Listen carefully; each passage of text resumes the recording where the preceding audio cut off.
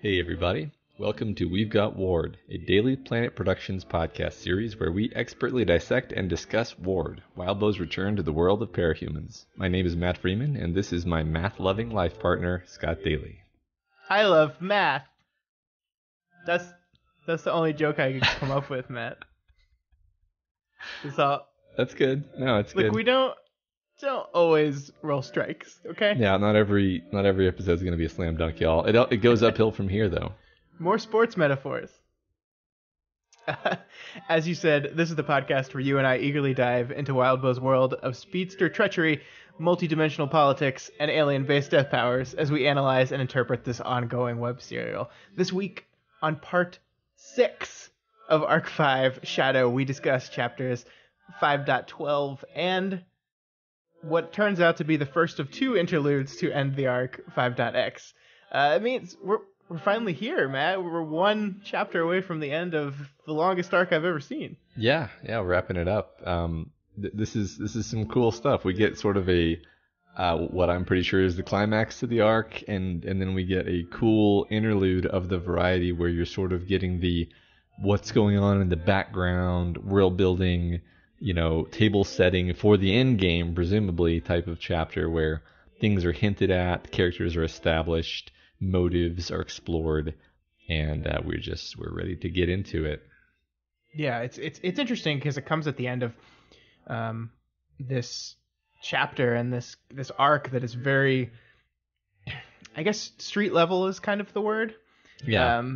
Because we're dealing with Victoria and the Misfit Toys and their ongoing struggle and how they've kind of got swept up into this larger conflict. But the interlude shows us that this larger conflict is actually tiny compared to the larger conflict that is looming over everything. That's true. In fact, the POV character goes out of her way to think how unconcerned she is with the outcome of this war that's being fought.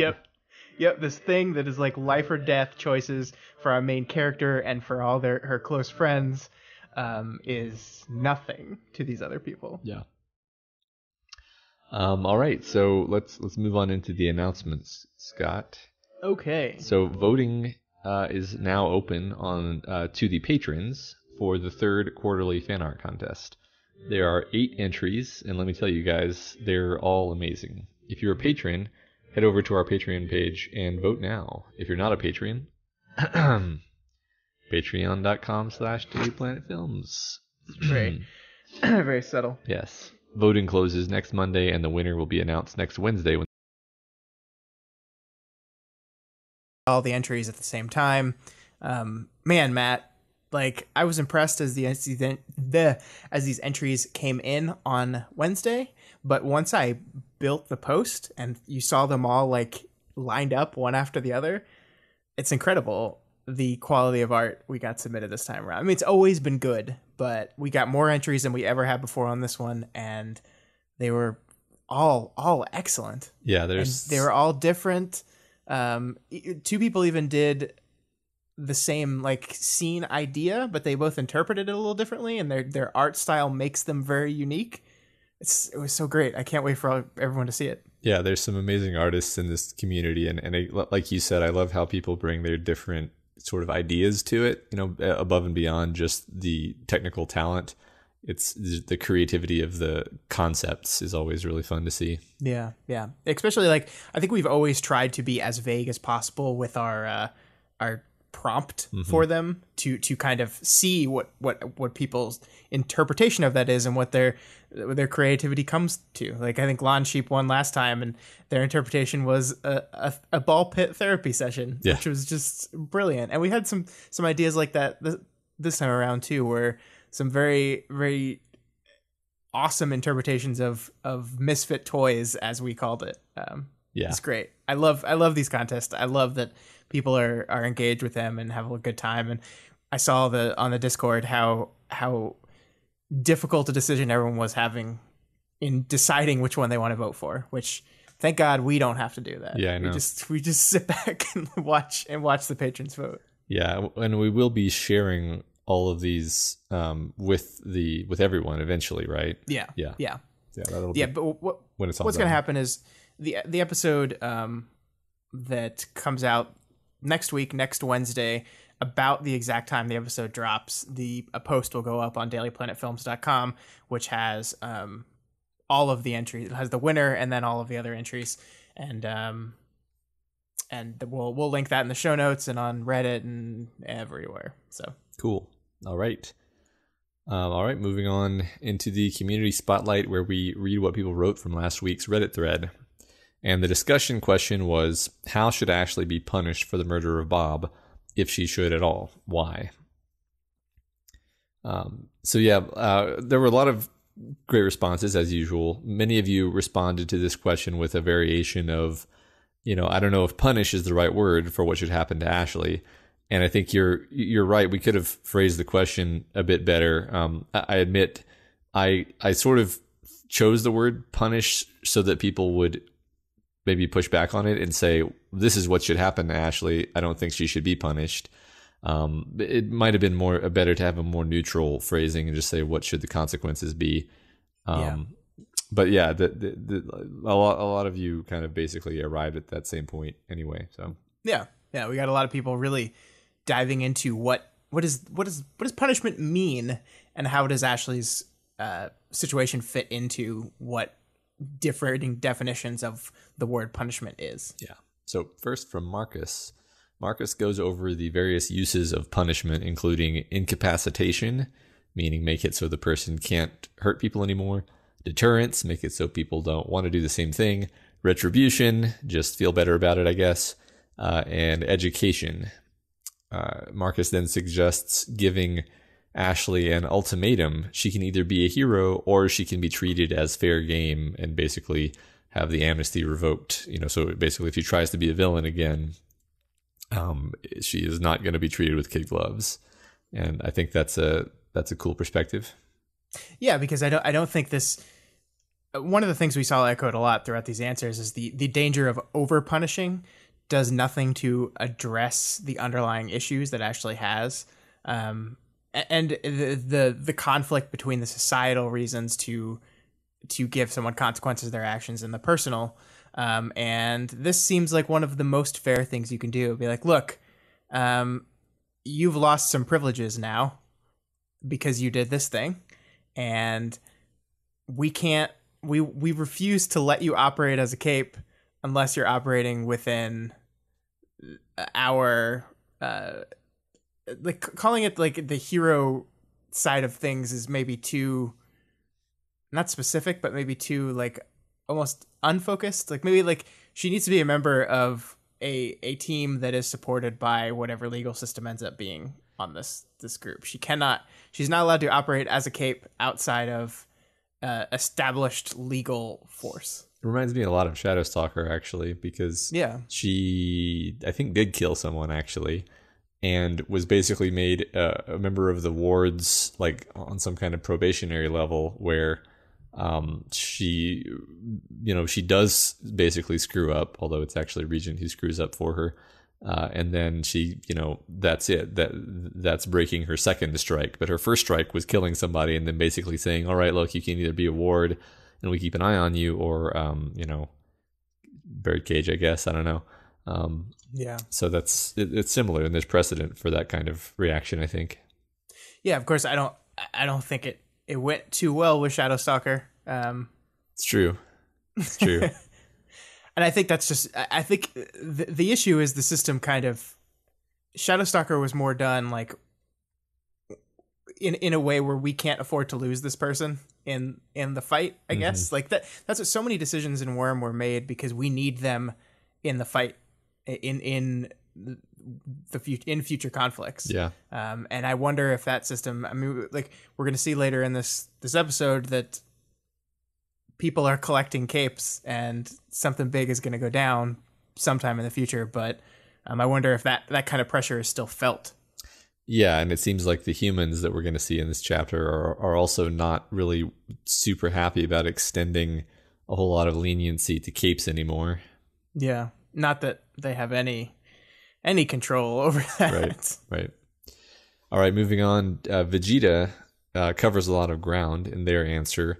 I'm going to pick out one thing they bring up, though. the fact that Gimmel's justice system is so fledgling that we don't know if we can trust it to be fair or proportionate in the punishments that it dishes out.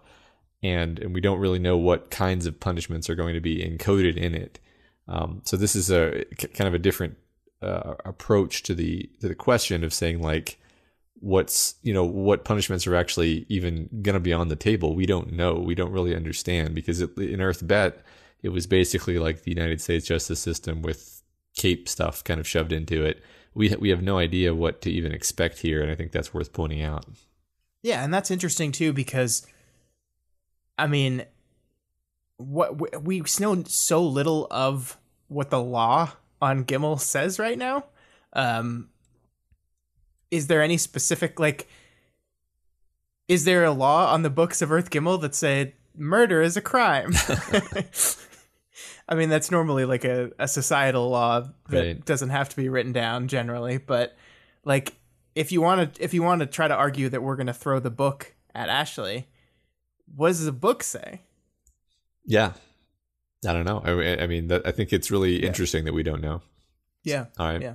So moving on to Purgatorian, just the quote, "Bob deserves a Darwin Award," I think is great, and I had to pull that out. Yeah, I think I'll piss off this psychopath. Yeah. So Purgatorian points out that there were extenuating circumstances surrounding what Ashley did, and of course, we pointed out during the episode last week that there's a lot of chaff in the air that could make the circumstances look even more extenuating than they were. But Ashley did push the guy, so she's not completely, without culpability. And Purgatorian further basically concludes that Ashley should suffer some criminal penalty, but not a murder charge.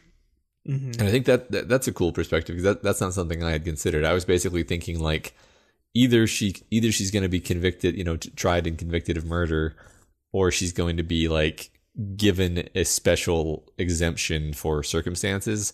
But I do think this is interesting that, like, she should actually be charged, but she should be charged with like manslaughter or something like that. That's very interesting. Yeah, it is. It is. My favorite part of this comment was, I also think that the Misfit Toys need to seriously reconsider how they gather intelligence. This is Taylor level poorly thought out undercover work, which was great. Yeah, I think we were too tongue in cheek when we said that last time, but yeah, like her going into the Hollow Point villains, it worked out probably even worse for her than Taylor going in among the Undersiders. Yeah, and pretending that she was going to be able to maintain her objectivity. It doesn't work that way. And someone said in the thread, and again, this is something that I just remembered offhand and didn't write down beforehand, so I don't get to credit them with it, but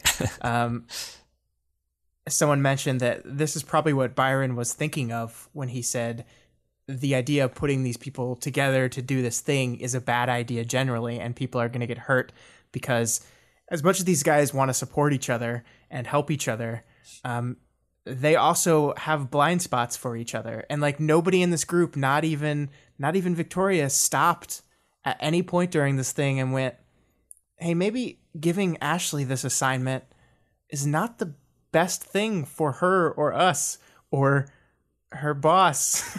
Yeah. That she just blew a hole into. Yeah. And that is true, that they seem to have certain blind spots when it comes to each other, that they're so concerned with supporting and being that team that they can't see stuff that other people can. It's nice of Byron not to just immediately jump in and say, I told you so. But it does seem like he was right. Yeah. Okay, from Joe Stej. They say, legally she's committed a crime and must be punished. Socially, she must be punished if capes are to be seen to be remotely accountable for their actions. The best punishment would be some kind of house arrest while under guard. It gets her out of the public eye, isn't overly harsh. But this poster further argues the main problem with this is that there's no way Ashley would actually submit herself to something like this, and actually containing her is impossible. Yeah, at least without some sort of birdcage-like thing. Yeah, I do wonder if the duration were relatively short, if she would be willing to submit herself to it, or because like there's the part of her that really wants to be better, and then there's the part of her that goes crazy and does things like this. So I think part of her might try to submit herself to it. I think there's a good point that maybe even with her best intentions, she would find herself, trying to break out. Yeah, and I wonder, like, I think it's going to be very interesting what state she's going to be in next time we see her. She went through this horrible thing, and she was kind of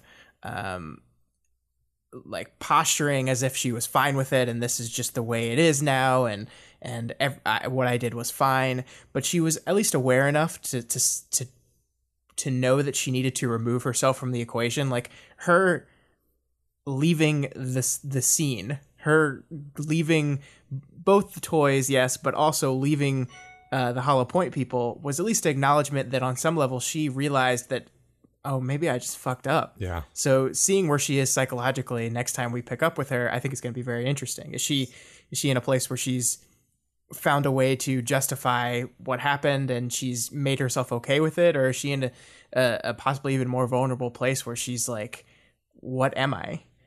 It's going to be really interesting. Yeah, I agree. And I think part of that will determine what the appropriate consequences are. That state of mind she's in. Yeah, how to best deal with her. Yeah, I think you're right. Megafire gives 3 reasons why society enacts punishment, which is kind of like what we discussed at the top of the discussion. To tell the criminal what they did was wrong, to tell society what the criminal did was wrong, and to protect the innocent from the criminal.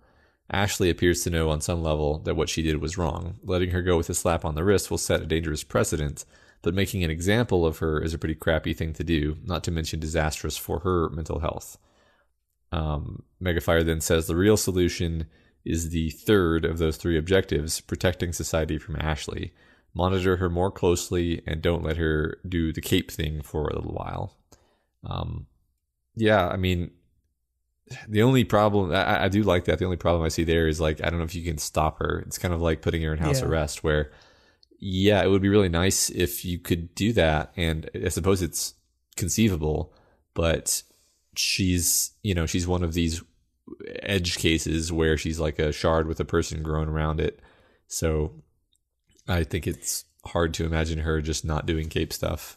Yeah, well, and the shard factor makes that so complicated. I mean, like, if we extend our metaphor of powers as trauma, then telling someone don't use your powers for a while is basically tantamount to don't have PTSD for a while. Yeah. And interesting, yeah. So, like, it's like, it's very easy to say, okay, well, clearly the wardens can't allow you to operate as a cape anymore. Like, you've lost that privilege. The amnesty was there. There's a certain level of trust in you, and you have betrayed that trust by going too far. But okay, then what's the option to that? Like, you've gone too far. You must be punished.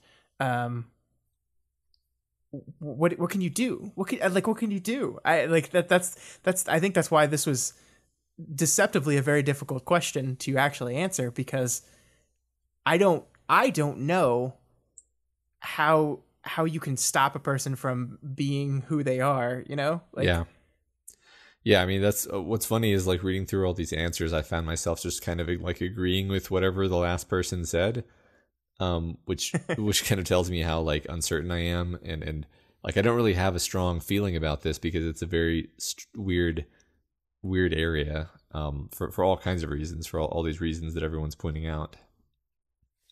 Yeah. So next poster, highly questionable, says the most appropriate punishment will be the social punishment that she receives from the Misfit toys and the Hollow Point capes. That's, like, I like that answer a lot because it's very, like, realpolitik, where it's like, yeah, I mean, we're living in this post-apocalypse basically, so pragmatically speaking, the justice that you're going to get for doing a bad thing is the justice you get from your peers, like especially because there's, practically speaking, no justice system. Yeah.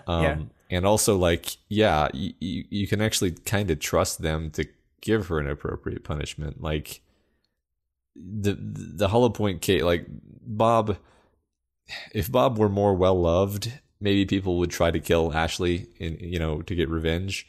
But because of the circumstances of it, and because nobody really liked him that much, I feel like even the Hollow Point capes who worked for him aren't going to be unfair to Ashley, and the Misfit Toys are only going to, like, they want the best for her fundamentally, and they want to protect people from her. So like you can almost just say, I really actually trust this group of her peers to kind of be the jury and come up with what the punishment should be. Yeah, and I think one of the things we kind of undersold when we were discussing this last week was how close and important the relationship between Ashley and Kenzie is, and how Kenzie will take this news and what that will do to Ashley, what Kenzie's reaction will do to Ashley. And that, I mean, that could be enough on its own, depending on how hurt Kenzie is by this. Yeah. We don't know what her reaction's going to be, but it seems that it's not going to be great. And the rest of the team seems to know that as well. There's a moment where when Victoria tells Rain what Ashley did in this chapter, she's like, I needed to tell you because we're going to have to discuss how we break this news to Kenzie. Yeah. And I think that's going to be the big kind of deciding thing for how Ashley mentally handles this whole incident, is what Kenzie's reaction to is it. Yeah, because while, Ashley is important to Kenzie, Kenzie's like admiration of Ashley is important to Ashley. And so that I can't wait for that scene. Hopefully we get that. Okay. Next commenter, Budagami, suggests that they install a switch, perhaps in Ashley's prosthetic, which trusted allies can use to zap Ashley unconscious if needed. So basically, if a situation like this were to arise, then, Victoria or Tristan or whoever's around could just kind of put her out of commission, basically to protect the people around her, which I definitely give this points for creativity. I don't think I would have ever thought of this. No, me neither. Like I definitely can imagine people just having objections to its practicality. And it's like, okay, well, what if no one's like literally watching her when she has a breakdown or whatever? I mean, it's not a bad idea. It might be, you might have to add some other, this might be like one thing in addition to other steps you take. Yeah. It's a cool idea though. Yeah. Like they added some different details about how it could have contingencies for an out. So she doesn't feel too trapped. And it would basically be, look, Ashley, if you want to continue with these things, you need to trust us to be able to recognize something that you can't, which is when you're getting too worked up. And it would be good for Ashley to develop or get to a place where she can trust people that much, because she doesn't seem to. Yeah, that's a good point. 7Hawk77 says that Ashley needs to be institutionalized until she's not a danger to others anymore. This is definitely on the more like harsh side of things, which is fine. I'm glad we got a range of answers. I mean, one interesting thing is that like no one actually suggested she needs to go to prison for a long, long time. Like that, I guess because that's just kind of a boring answer. But it just doesn't serve any purpose. Doesn't serve any purpose. I mean, it's what would probably happen in real life, but it doesn't serve any purpose. Like being institutionalized. I mean, that's very interesting. It very much speaks to kind of what this story is about too, because you have all these characters, many of whom have spent a lot of time in institutions for various reasons. And maybe the solution here is that Ashley needs to go back into an institution until she's got herself under control enough that there's no real risk of her blowing somebody away. I guess that depends. I'm not really agreeing or disagreeing. I guess I'm just saying, I guess that depends on, do we think that any amount of institutionalization would actually help Ashley, or does she actually need to get in the world and learn how to be a cape, and control herself? Yeah, because I think that is, I don't know if a situation would present itself to test in a controlled situation in an institution would test her ability to get grips on herself, So how could you know? How could you know when she's at a place where she's stable enough? Yeah. I mean, the truth is that like someone in her circumstance should just not be doing like field work, violent combat stuff. Yeah. But in the world of parahumans, that option is just sort of not on the table. So yep. Yeah. And then finally, Zykri says the punishment should be shared by the group because it was their shared poor judgment that led to this. Ashley should be placed within the group, and the group's punishment is that they need to rehabilitate her. I think that's very. I like that because I actually agree. Like we talked before about how the poor decision making that kind of led to this moment was not only was it not just Ashley, but you almost have to ask, was it even more like, I don't know, whoever decided to put her undercover with villains? So yeah, like they deserve to be the ones who have to deal with this and solve the problem they created. Yeah, I like that a lot too, because I definitely think there is some level of responsibility for the team as a whole here. Yeah. For getting into this situation. It's a bad plan, Matt. Yeah, it's a bad plan. Real bad plan. Yeah. And then, so that was all the discussion question responses. Moving on to... Great answers, guys. Yeah, we appreciate that, as always. Moving on to general community stuff. It's Wildbow's birthday. Happy birthday, Wildbow. Yay. Yeah. I mean, by the time everyone's listening to this, it won't be. But that doesn't matter. Right now. It is right now. An hour and 45 minutes still. Yeah. Yay. At least where you are. Matt, sing. Was that your singing? Like you did it in kind of a tone there. Birthday. All right. That was my song. Moving on. Beautiful. Email question from Liz. So Liz says, way back in the beginning of We've Got Worms, Scott was concerned about how the nature of cauldron capes impact the story. Scott pointed out that one of the main ideas of the work was powers as a metaphor for trauma. If I recall, Scott wasn't sure how the store-bought powers fit into that metaphor. You might have touched on it briefly before, but I wonder what your thoughts are now that you've finished Worm. This may be relevant with Arc 5, with the Arc 5 interlude. I find it interesting that Cauldron people like Citrine, Alexandria, and Dr. Mother seem to think that Cauldron powers buck the trend of trauma begets trauma that normal cape triggers have due to their conflict drive. Yeah, and I wanted to bring this up, Matt. I wanted to include this one because I think it does perfectly tie into some of the stuff we're going to be talking about in Arc 5. And how much we completely buy this idea that just because you're a Cauldron Cape, you've escaped the conflict drive that exists within parahumans. And how much I guess we'll get into this a little bit down there, but I guess to answer your question, I think we've seen that I think we've seen at the end of Worm that Cauldron, I think, perfectly fit into the metaphor because it was kind of like, so with a non-Cauldron Cape, the trauma created the power. With a Cauldron Cape, the reason why they get to a point where they want the power usually stems from some sort of trauma, right? Like the desire to grasp for power is usually rooted in some sort of terrible thing that's happened to you that makes you want that. Yeah.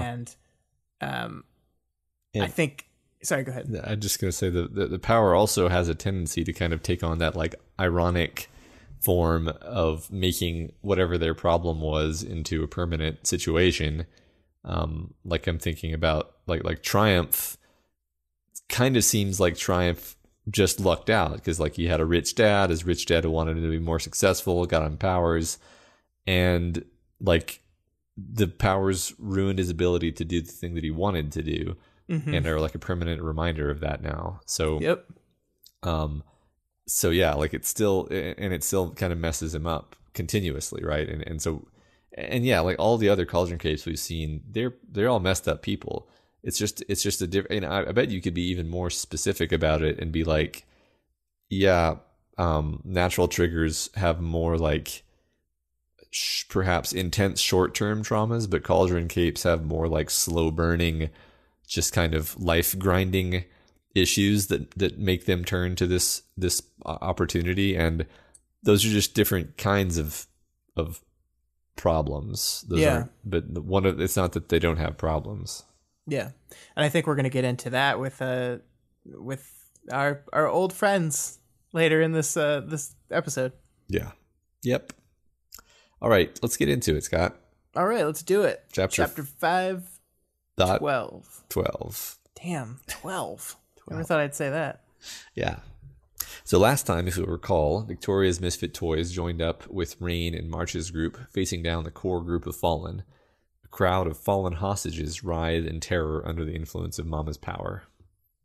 So one of the things I wanted to start talking about here this week, I think, is we talk about, I think you and I throughout the course of this podcast have talked about the ending sentences and the ending paragraphs of chapters and arcs and the end of this whole book as things we loved, and we've talked about how good Wild Bow is at ending things. I don't think we've given enough credit to how the story starts things. The opening paragraphs, how things get kicked off, and I thought this was a really great example of a very clever way and kind of beautiful way in which this chapter opens, because the opening sentence, really, it's just one sentence, is against a backdrop of screaming and writhing, with clouds rolling across the overcast sky and both dust clouds and smoke rolling over the ground. The three assembled groups were very still and careful. And there's such like a perfect little way of setting the stage for the events of this chapter, right? We were defining our atmosphere. The clouds are rolling in, and that kind of sets up the introduction of the storm that's going to happen later in the arc, which is Rain himself is literally entering the conflict for the first time. The dust and smoke rolling across the ground is like a symbol of the battle that's already taken place at that time. The people writhing on the ground is our ticking clock, because we have to solve this problem before they get permanently damaged. And at the center of all this, we have these three groups assembled, like staring at each other, waiting. And in one sentence, the stage is completely set. We have great image of everything that's going on, what the stakes are in this specific focused conflict, who the players are, and then we can go. And it's one sentence, just one sentence. Yeah, I feel like we're going to be talking about this over and over again, but there's so much complexity in terms of all of the different groups of people and all of their different agendas in these in this chapter specifically. And it's, of course, it's all been building toward this, and it feels like this whole arc has been a process of setting up the chess pieces, and there's just so many chess pieces that it took 12 chapters plus a handful of interludes for us to come to a full comprehensive understanding of all these groups and all their loyalties. And that's just like such fun storytelling, and it's so awesome to have got to this point. Yeah, it's like they're playing chess against each other, but also the people that are on your team might be playing a different game. Yes. It's like it's so complicated, and you're right that like I think there's a reason why this arc was as long as it was, because it had to set all this thing up, and it had to move us slowly and deliberately through this conflict as it flares out to where it's going to be by the end of this chapter, and we needed to take our time with that to fully understand. Every person has a different motivation. Every person has a different goal. Even the ones that are working together for the time being have different goals from each other, and it creates a mess. Yep. Almost like it's some kind of powder keg situation. It's not going to end well for anyone. Yep. Yeah, so specifically in this situation, we see that it's clear that Rain's group is immune to Valefor and to Mama. Rain is being a lot more talkative now, having this immunity. There's a bit of necessary catch-up between Rain and his teammates, who also fill us in on what he's been up to. He explains how he couldn't betray the Fallen before now because of Mama's power, and then a bit later he explains how this is because they've swapped out their eyes and ears with other people who are back at home sedated, which has really interesting interesting implications regarding how the master powers work. Yeah, it's just totally horrifying. Yep. I'm gonna borrow your eyes for a bit. So, like, are these just civilians? I guess so. And are they doing this willingly? Are they paying them? I hope they're paying them some money to do that. Please go to sleep. I'm just gonna use your eyes for a little bit. You won't even need them. Yeah, it's fine. You don't think March just like snagged some people and? I mean, I do. 'Cause we learn a lot about March in this chapter, and it's not very good. Yeah. It's interesting because like I am the type of reader where that information, that level of detail is not something that's necessary for me. It's enough for me to say, oh, there's a power that there's a cape power that makes them immune to this stuff. Okay, I gotcha. That's fine. But the story has a lot of detail, and the story goes into that detail. And I recognize that I'm in probably the minority about that I don't need that's not what I need from the story, but some people are, and the story is willing to give that to them. We're not just going to say, oh, there's a power. We're going to explain what the power is and kind of how it works. And that's good, I think. Yeah. Yeah, and often those kinds of things serve as introductions to characters who we're going to find out about later, like these twins. I'm sure this isn't the last we're going to hear of them. Right, and like a lot of other things, the details serve to pay off in different things later. So in this moment, I do not need the detail on eyes and ears swapping to buy into the idea that, okay, they're immune right now because they are. But knowing Wildbow, he could pay that information that he dropped to us that seems like it's just filler information for explaining why this is happening now as some way to pay off something interesting later. We don't know, but that's kind of what he does. Yeah. I do like that you mentioned that Rain is being a little bit more assertive and a little bit more like in command of himself.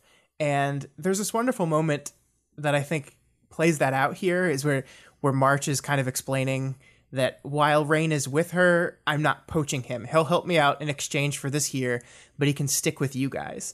And Rain says, with the heroes here, not the fallen. And March is like, oh, yeah, I should have been clear. And look, that's like, it's pretty obvious who March is talking to. Like, they're standing toe to toe with Valefor and the Fallen. He's not going to be like, don't worry, Fallen, I'm going to give him back to you. It's pretty clear he's talking, that March is talking to Victoria here.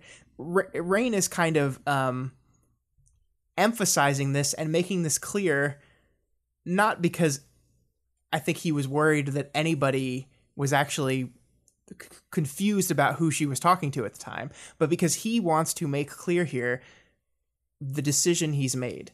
We last saw him, he had rejected the Fallen and rejected Eren and ran to March, and that's got its whole bunch of other problems that we're going to get to. But this is him making clear to his team, I'm with you guys. And it's like he goes above and beyond to provide that clarity in a place where it doesn't need it, to emphasize, I want it understood 100%. I am with you. Yeah. Yeah, that's pretty much how I read that too. I also suspected that maybe he wasn't sure if his team would actually, trust him at this point, and he's trying to be like, because from their point of view, they haven't seen him in a while. He just kind of disappeared, and he's like, all right, now I can explain everything. I'm really on your side, guys. Just let me repeat myself at every opportunity. I'm with you guys. It's kind of charming, actually. Yeah. Hang on, I just gotta kill Foil real quick. Yeah. Yeah. Just you're gonna help me, right? Yeah. So Tristan and Byron keep swapping places, apparently as a means of cutting off Valefor's effects. And they're like finishing each other's sentences and stuff, which is really cool. Yeah. It's badass imagery. I agree. Yeah. So while this is all happening, Victoria is hunting for Mama. This is pretty much where her attention is mostly, although she does spare a moment to think about how she kind of recognizes March, but kind of doesn't. Yeah, that's a little interesting little breadcrumb for us there. Don't know where that's going, but I like this idea that Victoria sets her sights on Mama like almost instantly here. And it makes sense when you think about her character. Like, Victoria's primary concern right now is those hostages writhing on the floor. So finding Mama is finding the source of whatever is doing that to them. But also, on top of that, the idea of Mama getting into her head is like the most terrifying thing ever to her. Like, she even admits in this moment that the idea of losing my mind like that terrified me to the point where I felt like my gut and my brain were bound into knots. This is like the idea of relinquishing that level of control of her brain to someone else. It's even worse than what Valefor did to her. Mama is like, I am literally in your head. You can see me in there. Hello. And so this is the priority for her, and it's nice that the hostages and her own personal issues kind of align here to say, like, okay, Mama, coming for you. Yeah, I agree that, like, she's doing her thing where she's prioritizing and not getting caught up in the moment, and she understands that the only way to end this is to get Mama. And like you said, she puts herself at risk, actually, even though she's so scared. So that's all very cool. Yeah. So the two sides start fighting. There's lots of powers firing off, and the Fallen are at a disadvantage, unable to leverage their master powers on most of the people present. Yeah, especially when Sveta shoves her wig into your mouth, Valefor. Boom. Hashtag wig-mouthed. Hashtag wig-mouthed. It's trending. It should be. Everyone... Let's get that hashtag trending. Yeah, let's get hashtag wig-mouthed trending worldwide. Yeah, it's wig-mouthed, not just wig-mouth, okay? Just to be clear. Yeah, sorry, I'm stumbling. Yeah. Yeah. All right. So I just want to call out this moment where Victoria reminds Capricorn not to drown people lying on the ground, even though her attention is mainly on finding Mama and battling. She always has some attention to spare for the people that she's trying to save, and I just love that touch. Oh yeah, it's so great.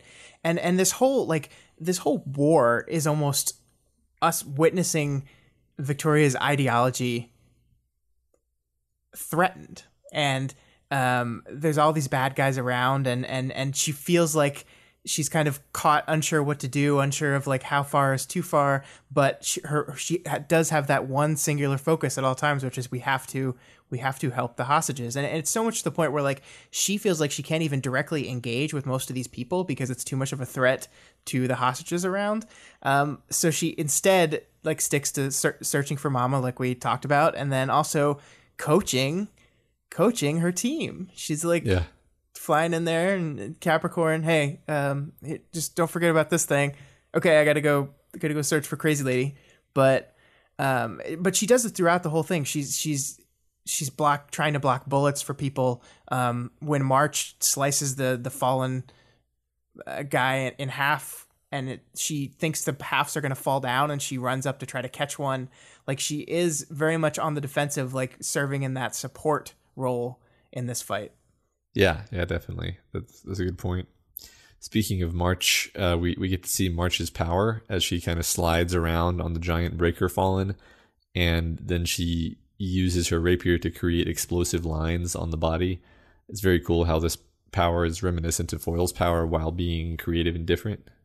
Yeah, it is pretty cool. I like, you can see the parts that are Foil-ish, but it is still very much its own unique thing. Yeah, it's fun to think about. So then March casually murders the Breaker Fallen by blowing up his throat while walking away and doing a cool sword flourish. I think this is really fascinating how we have this character who would be like a cool badass character in a different story, but in this story it's obvious that March is a fucking psychopath. Yeah, it's a little bit. I think one of the things that I want to do with this murder that March has just committed is I want to compare it to Ashley's. Because, like, if you look at them objectively, they're both murder. They intentionally killed a dude, and even Ashley, like, does a little bit of a quip after she does hers. But outside of those facts, I don't think these two deaths, these two killings, could not feel more different. March's is casual. She's doing that walking away from the explosion without looking at it thing. The man has surrendered. He's begging for help, and she doesn't care. And it's obvious that this is just something that she does every day. This is just March's life. Ashley, even as she postures, even as she waxes about this is the way things are now, you can tell, like we said earlier, that she can feel the weight of what she has done, and it is such a stark difference. And I think it's really important that we do this, that we take the time to frame Ashley's murder against the other deaths that have been committed in this fight so far, because Bob smashed people with motorcycles, March's casually explodes a neck. Ashley did a bad thing. I think I don't think there's any arguing that. Whether or not Bob deserved what happened to him, she went too far. But I don't think there's any question that the book definitely does not want you to think that Ashley's decision to kill this guy represents this like crossing of a line, this thing that has put her in the camp with the rest of these murderers. Ashley messed up. And as we mentioned at the beginning of the episode, there should be some consequences for that. But Ashley is not March. She is not this. She is not this thing. And I think that's really important that we can draw those comparisons and keep what Ashley did in that light. It could be a lot worse. Yeah, that's a very interesting point, that I think the book is sort of showing us this killing here in order to draw a contrast and ask you to make that comparison. That's very cool.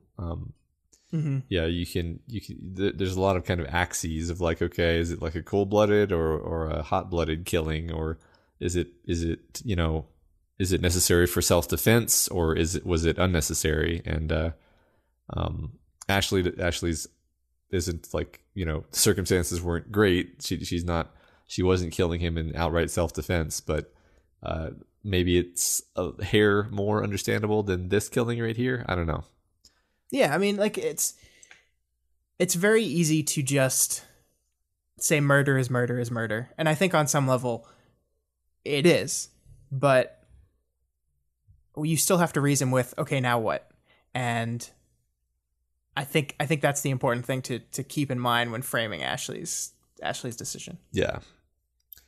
So speaking of March, Rain later mentions that March collects and studies multi-triggers and says it's supposed to be important.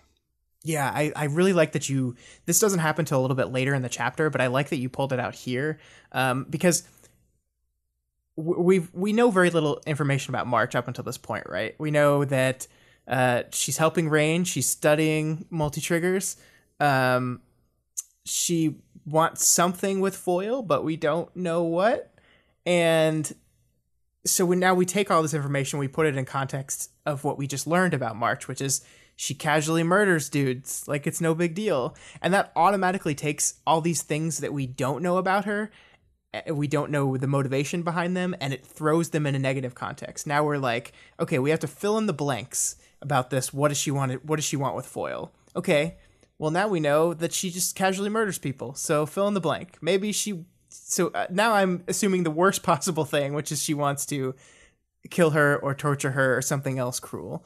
And it puts this whole March thing in just this really negative context. And that means like this idea of studying multi-triggers, which I think is going to be a big part of the ongoing conflict of the story. The secrets behind Rain's trigger event by itself and why it appears to be unique. How multi-triggers work and what they say about shards. I think this is going to be very important throughout the story. And now we know that the one of the primary people in charge of researching it is a little bit messed up. Yeah. That's I agree with everything there. Like, yeah, we're given this ominous tone now. Like we were kind of wondering, like, well, maybe she doesn't want to hurt Foyle, and it could still be possible that she doesn't want to hurt Foyle. But we now see her as being very dangerous and capable of killing people. And like you said, I agree that the setting seems to be suggesting that indeed multi-triggers are going to be important in some way. And it's just introducing this element of, okay, here's a character who's researching that. So it's all building towards something. Mm-hmm. So Victoria is moderately but not extremely bothered by the casual killing here. Yeah, but let's look at this. Let's look at her reaction a bit here, because the big part of this that jumps out to me is her reaction to the killing. Like, causes her to mentally stutter. Her internal narrative that we are reading stutters in this moment. She says, I didn't like the killing or the casual ease with which she'd done it. So it is so taken aback by what just happened that her brain breaks momentarily. But she also doesn't really finish her thought here. Like there's this line, I didn't want to say not to kill, but, and then finishes that with, but there were civilians suffering. And those two thoughts don't directly line up like that. Like, but there were civilians suffering is not the completion of that sentence. It's just, I can't deal with this right now. Yeah. Like I object to this, but I don't want to object to this totally, but I think this is wrong, but I can't deal with this right now. I have my list of priorities, and helping the innocent suffering people is more important than chastising March over casually murdering someone. Yeah, she's stuck in a way where she can't just dispassionately disengage from the situation and do what she knows is the right thing, which I mean I think she knows the right thing is to not allow this behavior and push back on it, just as we saw her push back on Ashley's doing a similar thing just a moment ago. But yeah, she's being torn, and this is the kind of decision where I feel fairly confident saying that Victoria, like on reflection later, will be like, I kind of let myself down there. Probably could have handled that differently. Honestly, I mean, like, and don't take that as me being hard on her, because like if somebody like blew up someone's throat in front of me, I would like need therapy just for that event, like, yeah, that's horrifying. But like all these capes are just so like traumatized in general that they're just like, oh man, like death, that's a bummer. Yeah. Well, and like, I don't know what her, like, what would she have done here if she came to the conclusion of, no, I have to stop this. I can't let this go on. Is she going to fly down and she's going to fight March now? Like, it's very easy to create this warrior monk persona and this idea that you are going to be the person in control and your morals are set and you are comfortable with them and you know what they are. And it's another to throw them in practice in a situation as complicated and nuanced as this one. And it becomes so much harder to stick to that strict, unyielding code when you're in the middle of a fight where innocent people are in danger. Yeah. What do you do? Like, I just, as much as I do think that Victoria is going to get on her case about this, because this is not the only time she does this in this chapter, I don't know what her choice was. I think that this honestly strikes me as like a character moment where she is caught off guard by something. It's something where her workflow, her catechism can't come into play because there's no time.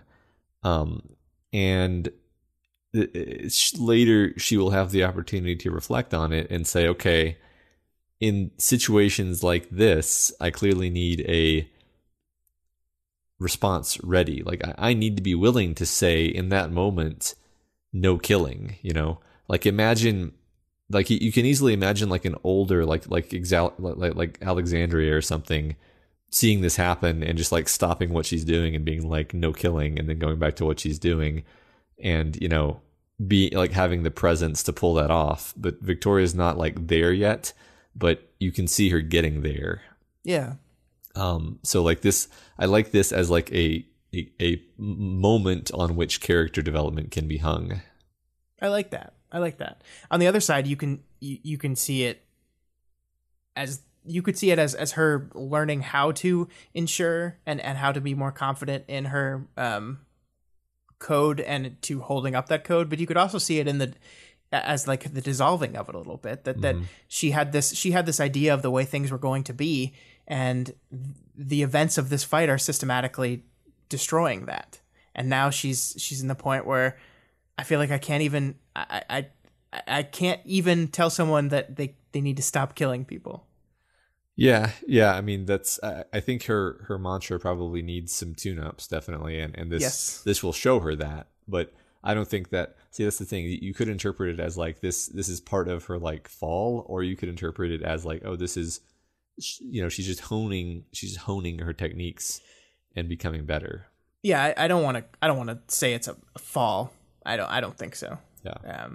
I kind of agree. Yeah. Okay, so she finds the building where Mama is holed up, and then she starts tearing it apart. Mama responds by surrendering pretty instantly, which makes you wonder if she's just a coward, but also makes you wonder if she's got something up her sleeve, which of course Victoria also wonders. Mama withdraws her power from everyone, including the people she was torturing. Yeah, I first of all, I love how Victoria aura locates Mama. Uh-huh. It's like this really clever, inventive use of her aura that kind of reminds us of the time where Tattletale subtly hinted to her that her aura might be the strongest of her powers. She's a deceptively versatile cape. Yeah, and I really liked it when we get to see her use these different things. But yeah, we are really starting to enforce the kind of uncomfortable tension building. This seems too easy, and the book really makes you feel like this is a trap when Victoria says, "This feels like a trap," and yeah.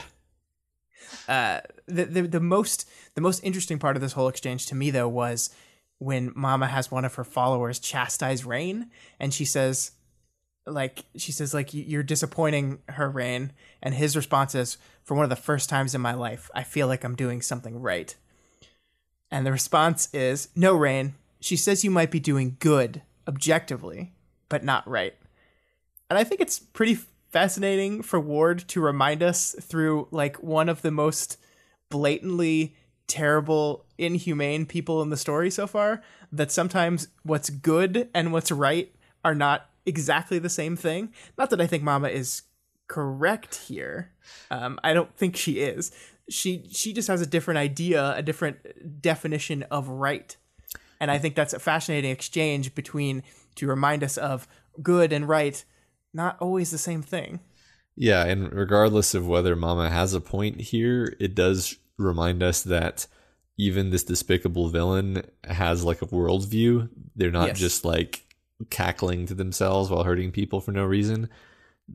Things make sense to them in their own head, and that's, you kind of need that for the story to feel like a real thing that's happening. Yeah, and I love, like, a lot of Worm was about the difference between good and right. And I love that you're seeing, like, Mama is aware that the things she does to people are not good, are not objectively good behavior, but they are the right things to do in her worldview. Yeah. Yeah, it is fascinating. Yeah, that's cool. So March goes in and retrieves Mama, relying on her exemption from the power, and the multi-trigger twins sedate Mama. Sveta had earlier shoved her wig into Valefor's mouth, #wigmouth. So the powerful masters are out of commission. Their group moves to an open area where they can be seen, and most of the Fallen realize that Mama has been captured. Some begin to stand down, some don't. Yeah, and this is when we really start ratcheting up that tension really badly. Things like appear to be over. Our team has escaped mostly unharmed, except for when Ashley is a murderer now. Yeah. But that is probably going to happen anyway. And you're left with this kind of feeling of, okay, that was it? That wasn't so bad. I mean, this could have been way worse. Yeah. What a relief. Maybe this book's going to be different. Yeah. No, I'm sure everything will just de-escalate now. Yeah, totally. On its own, because that happens. Yeah. So this scene becomes a tense standoff. And as we mentioned at the beginning of this chapter, there are so many relevant groups here. We've got Fallen loyal to Mama who are standing down. We've got other Fallen with their own ambitions who don't. We've got Prancer's group and formerly Bob's group who have their own separate agendas, which don't involve dying for Mama. The heroes are there. The Undersiders don't appear to be there, unless I'm mistaken. Then you've got March's group and the Misfit Toys. So it's just all so awesomely complicated. Yeah, it's great because we started this chapter with 3 groups facing each other down, and we've just expanded that out tenfold. And thinking about all these groups and their different wants and needs, it reminded me of Victoria's, like, when Victoria was trying to position a argument against why the Misfit Toys should not be a team. One of her arguments was, well, you each appear to have a different idea of what you want out of this thing and what this thing means to you and what you want this team, what you want out of this team. And when you do that, when you all approach this team up with a different idea of what you want, the results of that can be disastrous. And that's kind of what we're seeing here now, because Hollow Point, Rain's Cluster, the Violent Bob remnants, they all are on the same team, but they all want different things. And the same thing is true with the Misfit Toys and March's group. The same thing is true with the Wardens and the groups that they're teaming up with this thing. We have these sides that we've apparently called, and I'm on your side, you're on my side, we're against the other side, but I want something different than you do. And the results of that, as Victoria so aptly predicted way back in the second arc, is chaos. It's just absolute chaos. Yeah, right. When you don't have alignment and when you don't have leadership, I'm going to go ahead and start talking about leadership here, because there's Mama is the leader of the Fallen, but even she seems to not command a lot of actual loyalty. It's more like, terror. Prancer is he's doing his best, but he's kind of a weak leader. Bob was a leader who ruled with his fists to a fault, obviously. Who do we know here who has the capacity to be a leader? Which character here has leadership qualities that people have pointed out, and even a power that might help that kind of thing? Anyway, and I bring this up also because our next chapter is going to be very much about the idea of taking leadership. Yeah. On a different scale, though. Yeah. No, I think you're absolutely right. The most interesting thing about this, we're about to spill over. The betrayal is about to happen. And Victoria is looking at this and thinking, if I accepted that things were going reasonably well here, this was a good outcome. Civilians had been hurt, people had died, but Prancer hadn't achieved his win, and Snag's group wasn't going to get their opportunity. If I accepted it, I couldn't bring myself to. So here, like in Victoria's mind, the conflict is starting to die down. There's a little tension in the air, but it seems like they've won. But Victoria can't take this as a win, because her goal here was not just prevent. Her goal was to stop. Her goal was to stop the bad guys and get rid of the bad guys. Stop the Fallen. Stop Hollow Point. And she didn't do that here. And there were costs too. Yeah. Well, and she's also right that things are not going relatively well here. Yeah. Well, yes. So that's interesting, because I think that's more how I read it the first time was that she couldn't accept that this was going to end well. She seems to be right about that, but also, even if this were the best possible outcome, she wouldn't have accepted it. Yeah. So that's interesting. Yeah, I kind of want to go reread that in context, actually. Yeah, I don't know which one I like more. Yeah. I kind of like them both. Yeah, me too.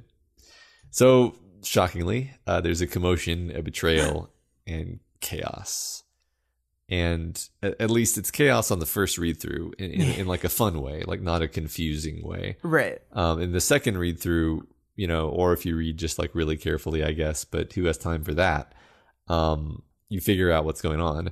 So the speedrunners spring a trap, and this Chekhov's gun has been set up well in advance. We from the first moment we heard about Hollow Point, almost we started hearing about the speedrunners, and Victoria reminds us of that. And these speedrunners overwhelm all the good guys in their bid to retrieve Mama.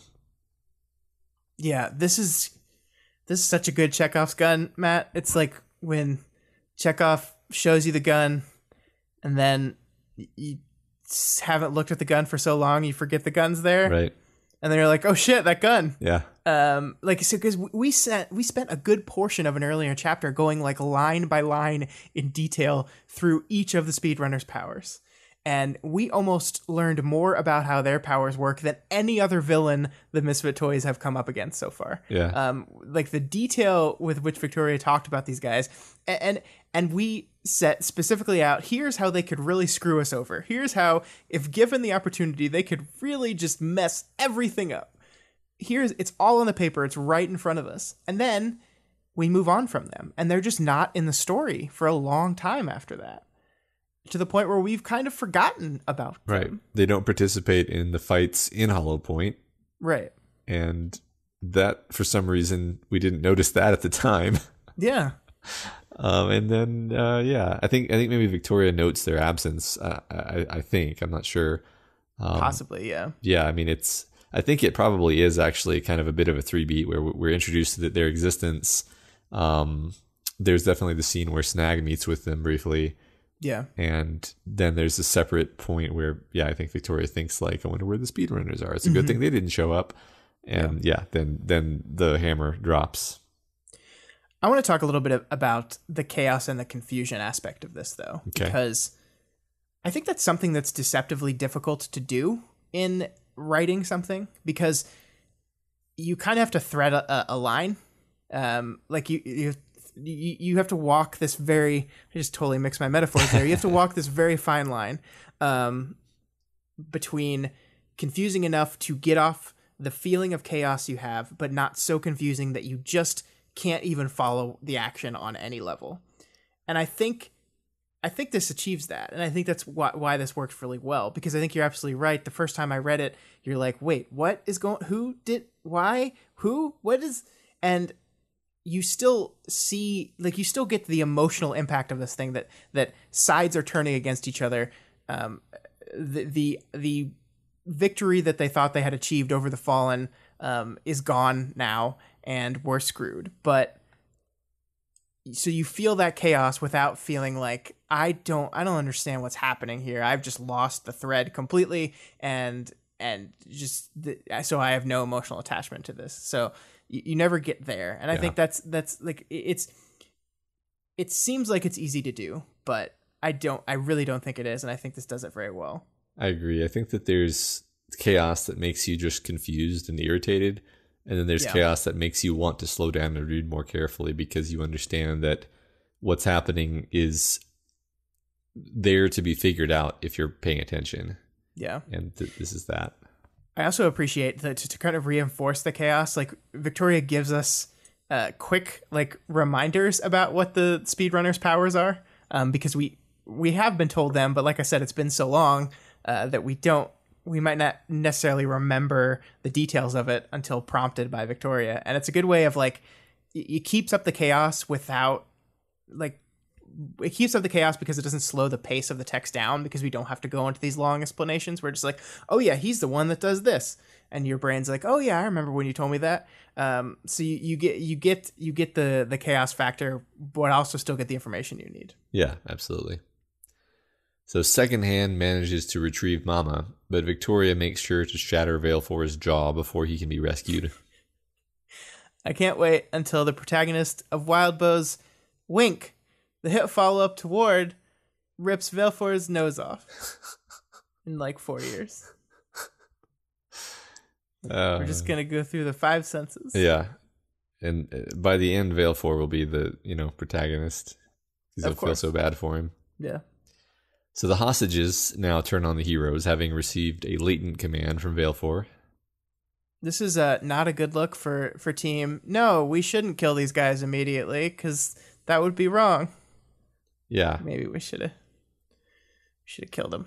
I mean, it's like that's the frustrating game you start to play, right? Is that like, obviously these people have surrendered. You should not just execute them all, but also then this happens. Yeah. And that's why like it always feels like in any of these conflicts, the heroes are always playing from behind, because they don't get to do the things that the bad guys would be willing to do. Yeah, and powers really mess things up there too. Like, in real life, if somebody surrenders, it's very difficult to imagine a situation in which you shouldn't accept their surrender. But like, if Grey Boy surrenders to you, you're pretty much just like, yeah, okay, I'm still gonna kill you like immediately because you're Gray Boy. Like, there's no, like, you're, come on, really. Yeah. So, yeah, The saddest part about this whole thing to me, though, is Wildbow takes the time to show us that after this latent Valefor command, Erin was coming after Rain, and so was her little brother, who couldn't even be older than 9. yeah, And like, we know that this is an order from Valefor, but we've also seen what it's like to be under Valefor's control. And I seriously doubt Valefor said, "You two specifically attack Rain yeah, when the opportunity strikes." What he probably was just said was, when the opportunity arises, when there's a chance to make a move, attack your captors. And Erin beelines for Rain. yeah, So yeah. that's the rip Erin. Erin. I do want to find out what exactly, like, I kind of hope, I know it's probably too much to hope for, but I hope that we find out what that order was, because it could have been like, attack your hero or something, you know? You can salvage this, Scott. Matt, you're way too optimistic. Yeah, I know. It's almost like I haven't read these stories. Yeah. Yeah. So at this point, it begins to rain. Water rain. And guess who loves this, Matt? It's me. Do I love this? I mean, I hope so. Okay. All right. Yeah, and we set up, like I said, we set up the storm in the first sentence of the chapter. But it paying off now in this moment is perfect. Up until this point, the battle the Misfit Toys have waged is, in this whole thing, is about containing the Fallen, is about hopefully preventing Hollow Point from winning as well. And Rain himself has been in the background of it, but never really the forefront of the conflict. And even the moment where he appeared on the scene for the first time was never the forefront of the conflict. But he's about to move to the forefront here. This is about to be the Rain show for, like, the battle mostly focuses on now Rain is fighting against his cluster. And so when Rain rains, rain pours. Is it? I'm sorry. It's okay. Everyone just stop listening. So now you can continue. This is unsubscribe. Yeah. See, because it was Rain's like REI. It was funny when I wrote it down. Oh yeah, no, it's really good. It's really good. Shut up. I was just kidding. Hate you. So when Victoria turns back to the battle, she realizes she's been shunted out into an apocalypse dimension by End of Days. I mean, like a different apocalypse dimension than the one she was already in. But she's out of the battle for a few minutes, and when she comes back, things have progressed, and we missed what happened in the interim. I was gonna laugh at your joke, but you were mean to me. Yeah. So now we're even. Yeah. I like the shunting as a way of continuing on the idea of maximum amount of chaos, because we remove our point of view character from the battle, and then we throw them back in it and force them and us at the same time to catch up on everything that's happened in the meantime. And so there's no way we have time to catch up on everything, so we're just left into, okay, what's happening now? And it keeps that chaos factor rolling through the latter half of this part of the conflict. Yeah, I really like the effect of it on your like sense of instability and uncertainty. Yeah. So she comes back, and Rain is fighting Snag, and Rain's traps lacerate Snag's arm really badly. Rain tries to pin him in place with his silver blades, but shortly we see that something has moved Snag, and he's now grievously wounded. The cluster members all collapse. When did Rain become such a badass? He's got traps with blades in his breakable arms. Yeah. And he's fighting toe-to-toe with Snag? He's gone a long way from getting his ass beat by his uncle. Yeah, I mean, it's cool because we see the moment of fighting his uncle kind of got him to put those blades in the arms. That's what prompted that. Yep. and he got a few extra shard tokens last night. So presumably there's some other benefits that he's accrued here. But yeah, he's doing well. He's doing well for himself. Although I bet he didn't mean to kill Snag, but No, I'm sure he used that blade as a stay back, yeah, keep away type thing Yeah. to pin him down and not cut your neck open. yeah, There is an interesting moment here before he even throws the blade at Snag. Victoria watches just his trap arms slice through Snag's arm, and she says to herself, on any other day, any other circumstance, I never would have imagined I'd have let this go. But she does here. yeah. Because once again, she's got more important things to deal with. Her friends are in danger. Rain seems to have it, but so she lets it go. And once again, Victoria must put aside what she thinks is right because there's more pressing things to deal with. And I don't necessarily think she's wrong here. Snag is like actively trying to kill Rain, and he's using whatever methods he can to defend himself. But this is seemingly against Victoria's 75% damage back thing, right? And I think this once again goes to show us how quickly those rules and those codes go out the window when Cops and Robbers isn't there anymore, when people aren't pulling their punches, when people aren't holding back. This is the world. Yeah. I gotta say, I don't agree with your 75% thing in this context, because like if a criminal tells you they're going to kill you and you see them like drive up to your house and walk up to your door with a gun in their hand, like a sane person isn't like, well, I guess I'll have to punch them in the face, even though I have a gun myself, because otherwise it would be too much. It's like, no, you're just going to shoot them before they shoot you. Like that's I'm sorry everyone. Yeah. That's what you would do. But you aim the bullet in a way so that only 3/4 of the bullet hits them. Yeah, right. You Yeah. you only shoot one chamber of their heart. Yeah, that's There you go. Okay, I got it. No, I think you're right, and I think that whole 75% rule is remnant of an earlier time before things had escalated to this point. It's very easy to say that when you're just like dealing with people on the street, when you're just like fighting some hollow point people who are chasing after your friend, and it's very easy to say that then. It's not so easy to say that in the middle of a war. Right. Which I don't think she wants to admit that's what she's in, but it is. Yeah. But so Snag is presumably dead or dying here, right? And the cluster all gets sucked back into the dream.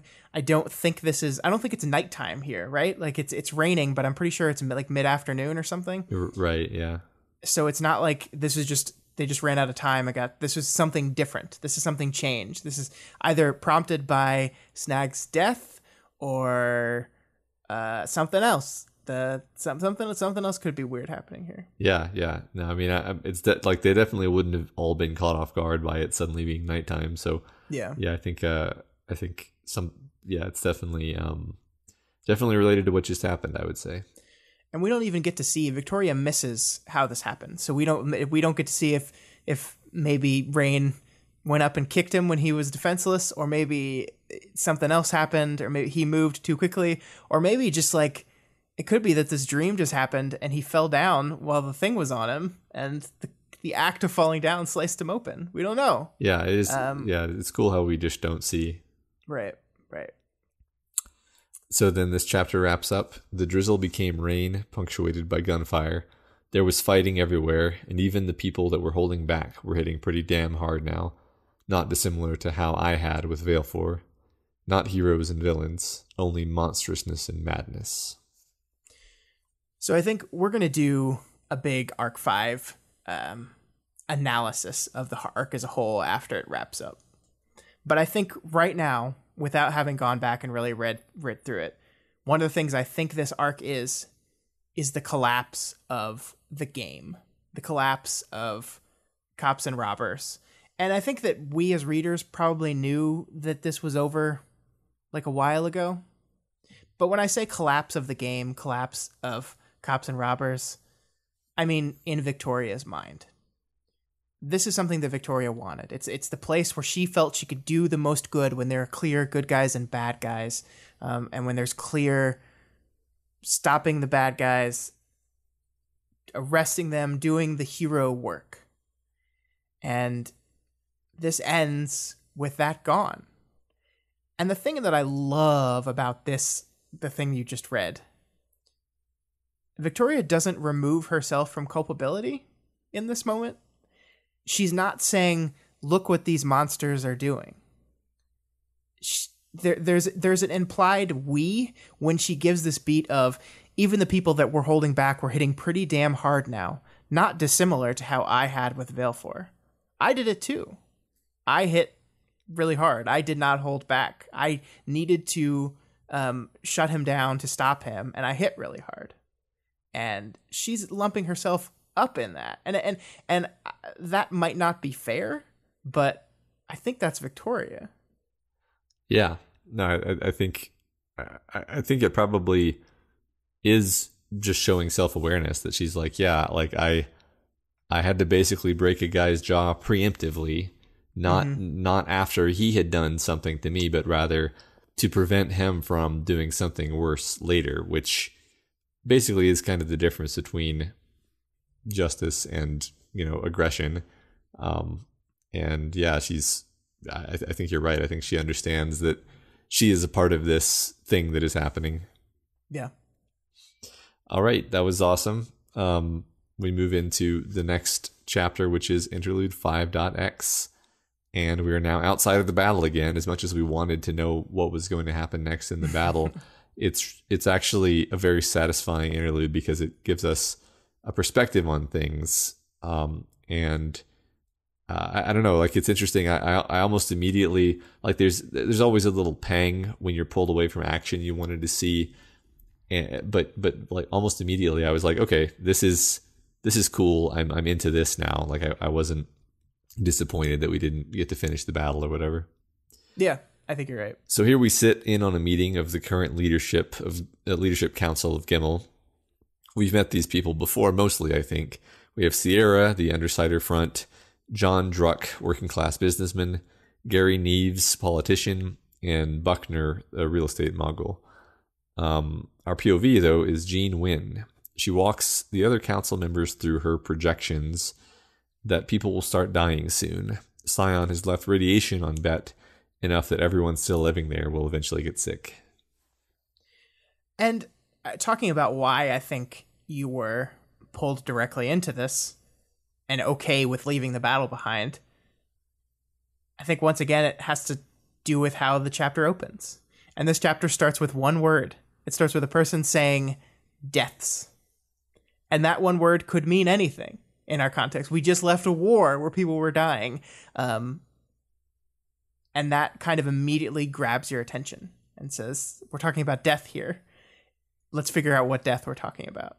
Yeah. And that pulls you in, I think. Yeah, I think I actually assume that it's the death from the battle, but it's not. Yeah, right. Yeah. So we're peeking at this high-level politics of Gimel, and it's telling that of the few people at the table, one is an Undersider representative and two are ex-Cauldron. Yeah, it's supposed to be a gathering of humans interested in human affairs, but it's just shadowy parahuman organization, yeah. Unbeknownst to half the people on the group. Right, all seemingly evil, although not evil necessarily, but not the heroes, right? Although it does make me wonder if one of these other guys is like a secret hero representative. That wouldn't surprise me. No, not at all. And we kind of set this up earlier, but what I like most about this is for most of the story and for definitely most of this arc, we've been focused on the Misfit toys and their important but ultimately street level problems. The war between the Fallen and the Hollow Point, and this is like the most important thing to them. And it is really important. I don't want to take that away from these guys. They're going through a lot. This is crazy. But now we take a step back and we see how much of a small chunk of the overall plan this conflict is part of how big the problem of Gimel is before you even deal with these capes in this war. We're moving into the macro in this chapter here. We're Victoria flying above the battlefield now, looking at not just the war, that skirmish, but the whole fight of Gimel. And I think it's really nice to kind of get a level set explanation of this is the conflict, the overall conflict. Yeah, it's recalibrating the stakes, and I think it's also giving us a bit of a sense of what the impact of this battle with the Fallen could be, because while the stakes are higher than just the battle with the Fallen, the outcome of the battle with the Fallen could very much impact the global stakes. Yeah, true. It's connecting things together for us. Yeah, just like as a general comment here, I'll just say that I like the political realism that Wildbow writes here. Stuff like Jean's analysis of Neves as somebody who would have done well as a critic of a weak incumbent, but not someone with a vision to lead in a situation like this. So there we have that beat of leadership again. Yeah, and it's very relatable too. I think we've all met the type of person that really that is quick to criticize but slow to offer their own solution. There are those people everywhere.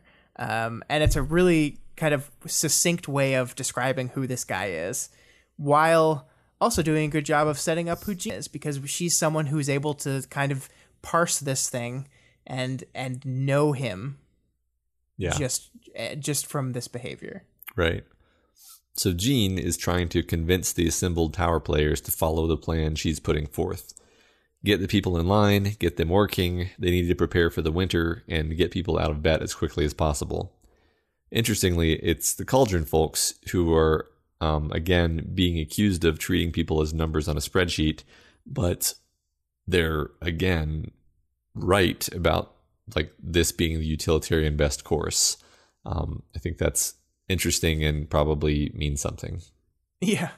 Of course, the first chapter with Cauldron-esque stuff, and we're already into just gray morality again.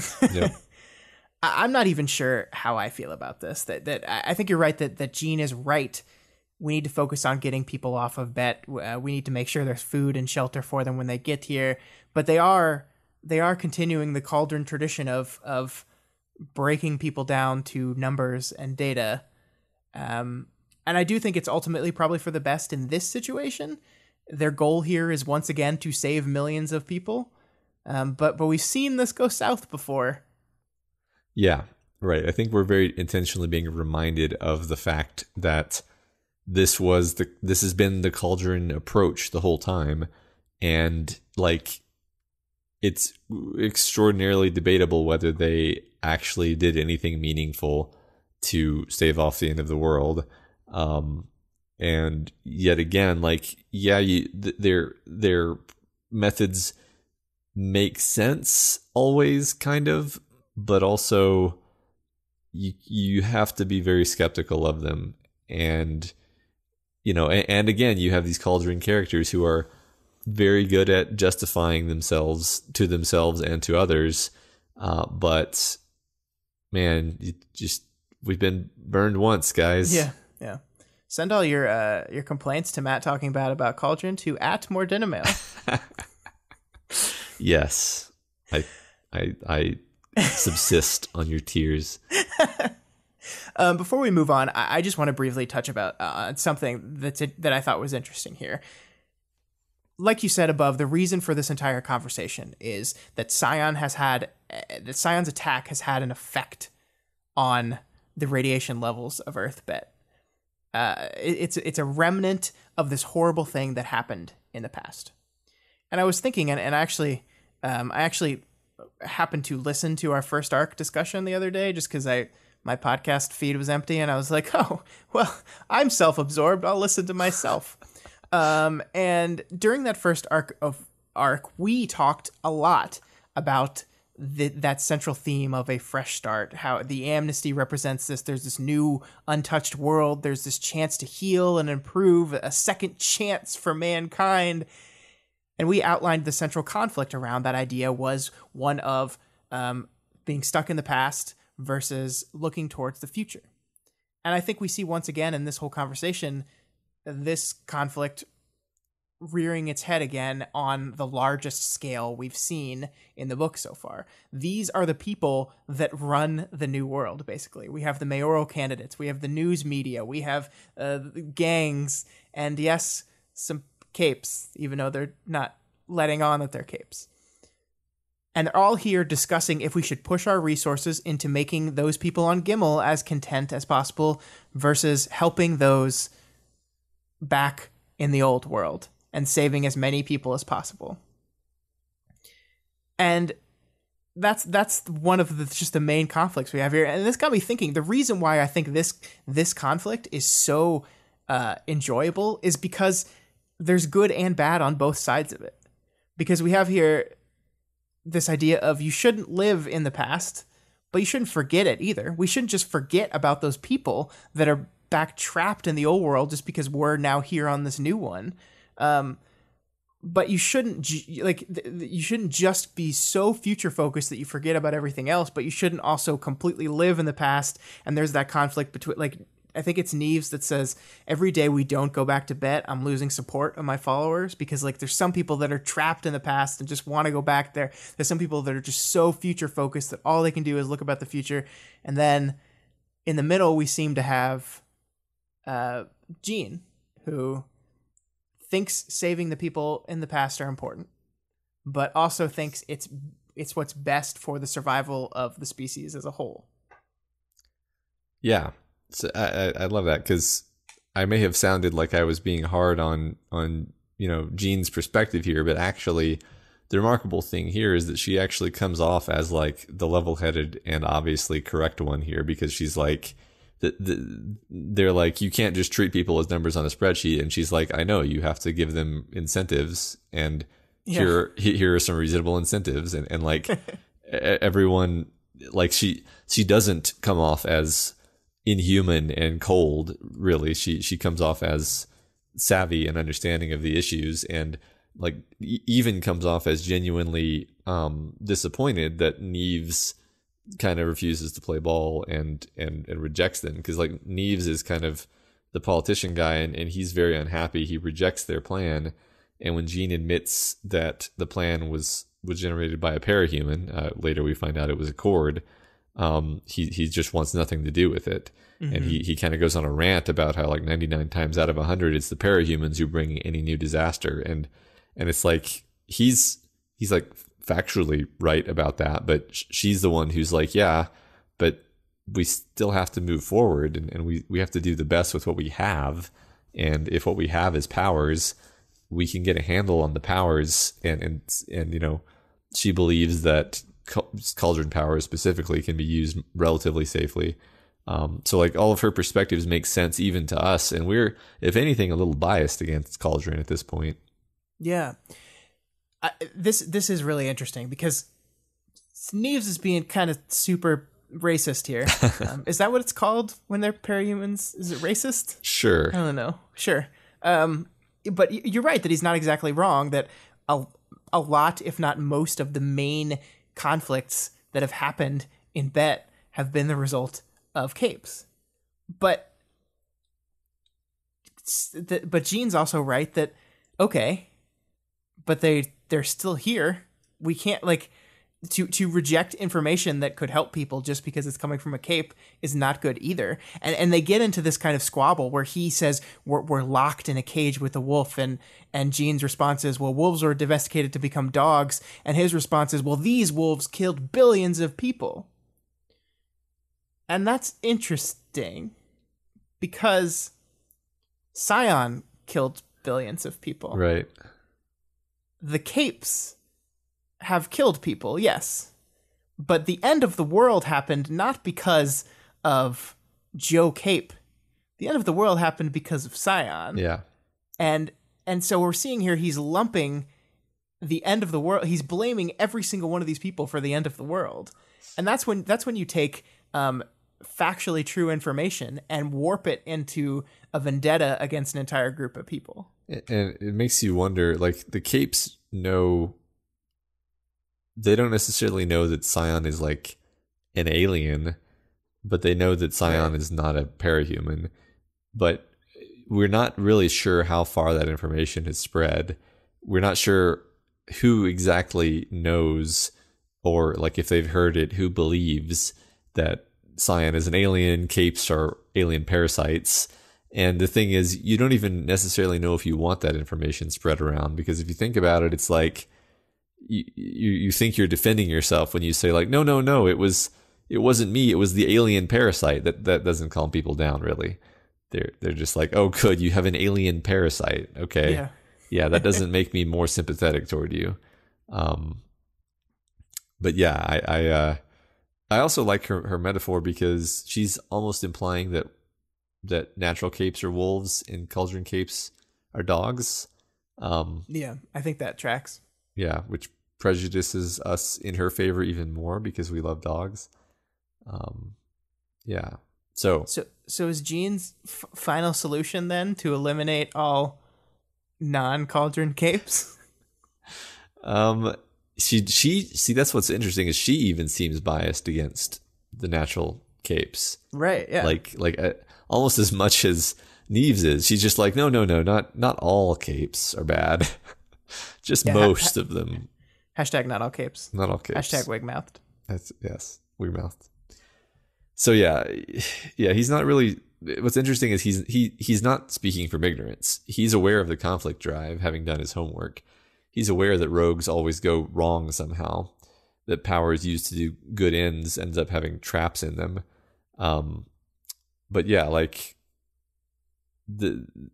she says that there's a subset of powers, meaning cauldron powers, that bucked this trend. So yeah, I don't know about that. And like we talked about in the community section, is that true? I mean, like from a purely like what we understand of shards perspective, cauldron shards are dead, right? That's what Scion describes them as, dead shards. Uh-huh. So presumably, if the thing is dead, then it is not driving your actions. But we also understand so little of these things still. So to declare that like 100%, and the solution to all of our problems is just putting people with powers in it that don't have the conflict drive, and that'll solve everything. And it's like, I see why you think that, but Yeah, I mean, cauldron capes just have never struck me as being more stable or reliable. I mean, the triumvirate capes are all kind of screw ups with personal problems. Just really any of them. Just pick one. Eidolon's definitely really totally reliable, right? Right. Isn't He's Accord totally stable? Yeah. Wasn't Accord cauldron? I don't know, actually. I forget, actually. Maybe he wasn't. Well, definitely all of his ambassadors were, or right. most of them. Anyway, I'm going to stop making mistakes there. Yeah, so we finally find out for sure who Jean is. It's Citrine, formerly of Accord's ambassadors. She's the Shaker with a strong cauldron power, the ability to tune regions of space to a wide variety of effects. And Citrine has apparently married into Cauldron. Jean and Kurt, the guy who's good with numbers, wear matching Damascus wedding bands. What?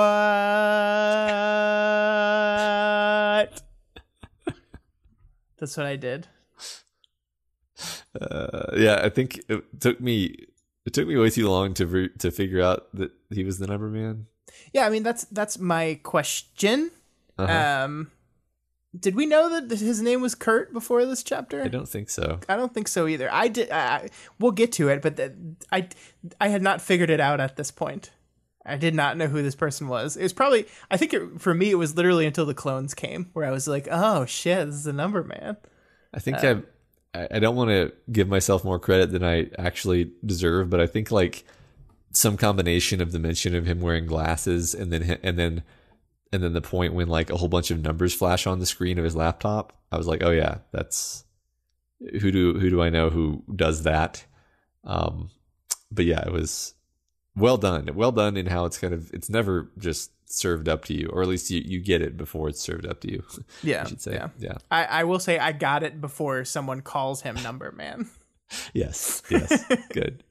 So I still got that going for me. Yeah. So Jean admits to Sierra that she really wants to be in control. The Doctor didn't want to be in control, but Citrine does. Pretty much the only thing we know about Citrine is that she has a lust for power. Yeah, this is interesting, though, because Sierra says to her, you might be the only person that really wants it.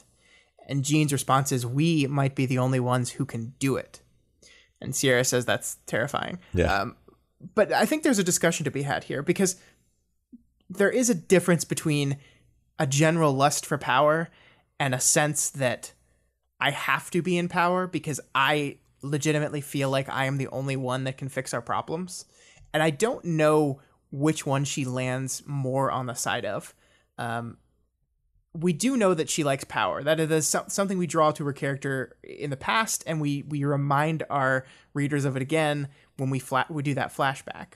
But I think there is something to be said of the fact that they both legitimately feel like we are the only ones that can do this. Yeah. Yeah, I mean, I think they probably do legitimately feel that way because of their kind of heightened perspective on things. You know, I'm thinking about it, and like I just said lust for power, right? But I'm actually wondering if that's the exactly right characterization, because it's more like lust for people to regard her well, which is not quite the same thing, and is a little bit less like prone to turning into like a monstrous like Roman emperor who you know does horrible things. Yeah. Like if it's just the lust for power, then that can be horribly pathological. But if it's a need for everyone to admire you, then that carries along with it some actual requirement that you be admirable. So yeah, it's a little bit of a check on just like a raw lust for power. Just yeah. Lust for power implies to me power for power's sake. Yeah. And no other desire behind that. And you're right. I do not see in this flashback that that's what she wants. I think you call it here this desire to rise up, and that's different. Yeah. For some reason, I'm feeling a need to be charitable to Jean here, because like I don't want to assume like, oh, she's just going to be like a villain because she's from Cauldron and I expect her to be like. I feel like that would be a lazy assumption. So. Yeah, I mean, one thing these stories have done again and again is make you sympathize and understand characters, even if they're doing things you don't necessarily agree with. Yeah, which is something I'm seeing in her so far. Yeah, touche. Yeah, so Jean checks in on the battle in New Haven, but we don't learn anything we didn't know already. Just chaos and death. Yeah. We then witness a brief moment of tenderness between Number Man and Citrine. Aw, they're so adorable and power hungry. I do love that, like, in the middle of this, which is really like this tender moment between these two characters, we also have Citrine like listing all the reasons why they're horribly fucked. It's like Tattletale's doing her own thing and she can't see the big picture. The Wardens did this whole thing without even telling us, which is, I think, shows you like who is really in control here. Like, she's frustrated that they agreed to participate in this fight without running it by Number Man and Citrine first. Yeah. Then she's like, there's the Sleeper, there's the Blue Empress lady, but hey, we're love. Yay. That's all you need. But then they segue. We now segue into a flashback where Jean, formerly known as Jean Brown, with a different spelling of her first name, is interviewed by Accord in juvie. Jean has apparently assaulted and cut off the lower eyelid of a rival inmate. The rival had worked for Accord, so Jean will either make herself of service to him or pay the price for crossing him. He recognizes and understands her need to rise up, and he wants to give her that chance. I don't think I've done as much of a 180 on any character in these stories so far as I did on Accord. Mm-hmm. And I don't mean like this is a scumbag character and now I like them. I mean, I didn't think this was a well-constructed character, and then I did. Yeah. I don't know if you remember, but if you'll recall, way back in Arc 17, I was like, this guy feels like a Bond villain, and he feels so out of place to me. And then we got to know him, and yeah, he's crazy, but he's fascinating. And the most surprising emotion I felt when we saw him in this scene was, I kind of miss this guy. Yeah. Yeah. And then it's like, oh, Citrine is still using his plan to fix the world, and it's like she's still chasing his dream. Yeah.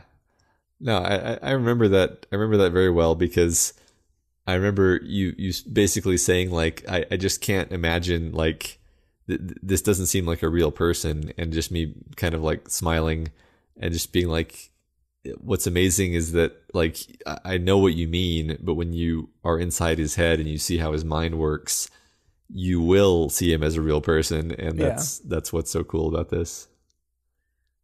Yeah. So back in the present, she and her husband discuss polls. This is the still pretending democracy exists portion of the episode. And this is what we were hinting at earlier too, because as part of, in the middle of the discussion, they were also just checking on the updated events of the Fallen War, and we see this beautiful sentence here, or paragraph rather. Hours ago, things had turned for the worst in the localized war outside of New Haven. Those things, to an extent, had little to do with them. When they got back to their home and business, they would get the full update on the dead and lost. Documents would be updated, and some plans would be shifted around. And that's what we're talking about with this whole conflict, this whole thing. It's just something that will result in a plan being slightly updated for Citrine. And it's like, oh, Victoria's going through some shit right now. And you're just like, yeah, I mean, this is fine. We'll deal with it. We might have to update our stuff. We might have to rely on some different people than we thought the first time around. And it's like, wow. Yeah. It makes sense, though, because Victoria is, like, trying to matter, but we're not convinced that she is succeeding. Yeah. And at this point in the story, just speaking from, like, a narrative view, it's too early for her to be succeeding. Yeah. So. Yeah. And I mean, the events of this war so far have shown that her team is really kind of out of its league as far as all this stuff going down. They thought they were having an impact. They thought they were doing things, and things are kind of just rolling without their control over it. Yeah, right. So, yeah, Citrine and Neverman become aware that they've located the thief, which we don't know what that is yet, but they instantly take off in her yellow sports car. They use their powers in concert to race to his location, intercepting two of Kurt's clones on the way. Yeah, so when he started using his power to, like, predict how best to drive on the road, that was when I was like, oh, yeah, that's Neverman. Okay. Yeah. That's when it clicked for me. I really like this bit of characterization of the two of them, and just we get into their heads quite a bit here, where Kurt comments something about his clones, and Jean replies, "You seem annoyed if they're dissimilar to you, and you're annoyed if they're similar." "I'm offended they exist," Kurt said. "I like them. I see them, and I'm reminded of how I used to be. We traveled similar journeys, didn't we? We were vicious once, and now we're civilized." "We're still vicious," he said. "Good grooming doesn't clean that slate, nor should it." Yeah, Matt. That's kind of our past versus future conflict again, right? Yeah. We're still vicious. Like we still have that in us. Yeah, and you still have to honor the past, and while acknowledging that yes, you have that good grooming now. I mean, man, this themes, so many themes. Yeah, it doesn't clean that slate, nor should it. Yeah, that's Neverman saying. We are still the mistakes we've made. We still are the things we were. We look different now. We act different. We might have become better, but that doesn't mean that stuff should be forgotten. Yeah, it kind of reminds you of how he like felt warm nostalgia when he saw his Harbinger costume. Yeah. Back in Worm. Yeah. Yeah. What a complicated character. I'm not even sure like if I'd call him a bad guy at this point. Yeah. That's like these two people, like I don't you instinctively want to label them, right? You want to put them into a category because it allows you to grasp who they are and where they're going better. But they're really categoryless at this point in the chapter. Yeah.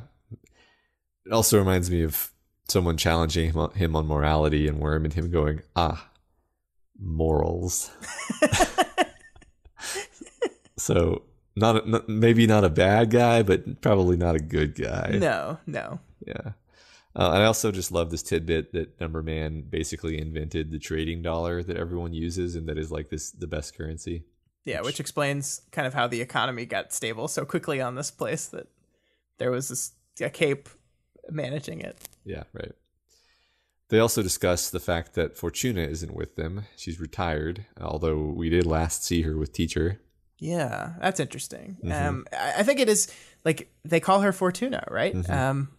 And that's significant because that shows to kind of reinforce her retiring. She became Contessa, and she has, it seems, set that aside. But they also kind of describe her in a way that makes me believe that she's dying, because they describe, like, with her remaining years, and Fortuna's not that old of a person. Interesting. I didn't catch that, but you're right. That is an interesting phrasing. Yeah. So they call in a favor from Barfbat, who helps them track down the thief. I'm pretty impressed that the favors that you owe cauldrons are not null and void after the end of the world. Oh, no. All right. At least I get out of my favor. Nope. I'll bet there was somebody calling everyone after the world ended just to be like, hey, just so you know, you're not off the hook. Yeah, two favors left. Yeah, you're still alive? Okay, good. Because you still owe us. which means that Barfbat is a cauldron cape, right? Yeah. So if I paid thousands of dollars and had to do favors to Cauldron, and I ended up being this guy, I'd probably want a refund. Yeah, he probably wanted to be Batman. Yeah, that's a great headcanon. I want to be like Batman. Yeah. And they took it literally because they're Cauldron. Yeah. And they made him a bat, man. That is what a shard would do. Yeah, that's true. So the thief is Balminder or Ballminder, I'm not sure. A guy who stole a bunch of cauldron vials.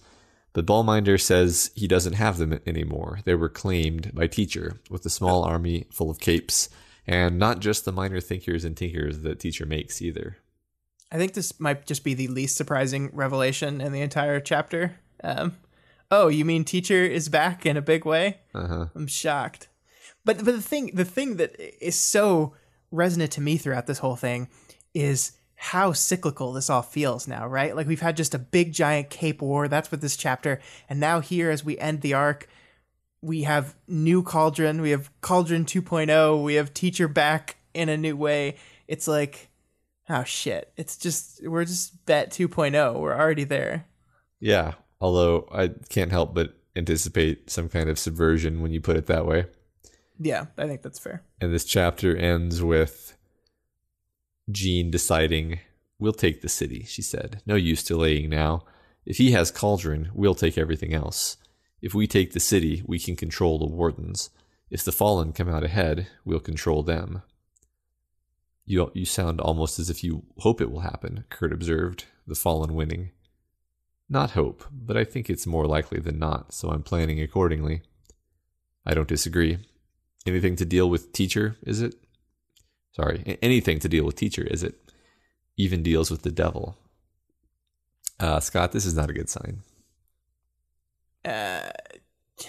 No, it's not. Narratively, it's not a good sign that these characters are saying they expect the Fallen to win.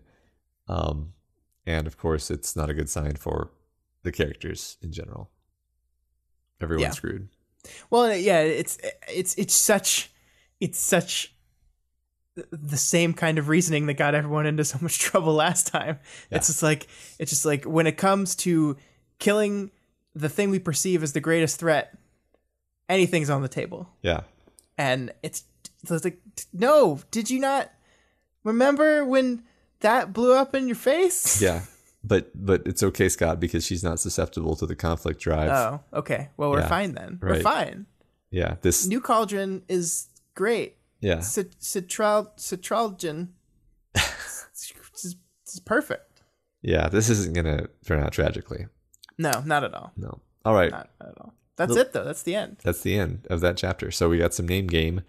I want to talk about Jean Wynn because while it is a human name, it is a name that either she chose or perhaps Accord chose for her. Someone in the Discord actually suggested that was possibly it. No, I like that. I like that. That this spelling doesn't make any sense. Yeah. Add an N and an E on it. It's much more neat. Yeah, well, or like he wanted it to be more like classy, so he changed the spelling of Jean, and also Wynn. I like Wynn because like her name was Jean Brown before, and Brown is it's a fine surname. All of you out there named Brown, but Wynn has connotations of success, which is what this character wants to be. So whether or not she chose it, I think it's meaningful. Is Wynn Kurt's last name? Did she take his name when they got married? I have no idea. I don't. The thing that I struggle with is like she added another N to Jean, and there's two N's in Wynn, so I could see Accord being like, name has too many N's. You need to match your N's. Yeah. Yes, that's a good point. We need 4 N's.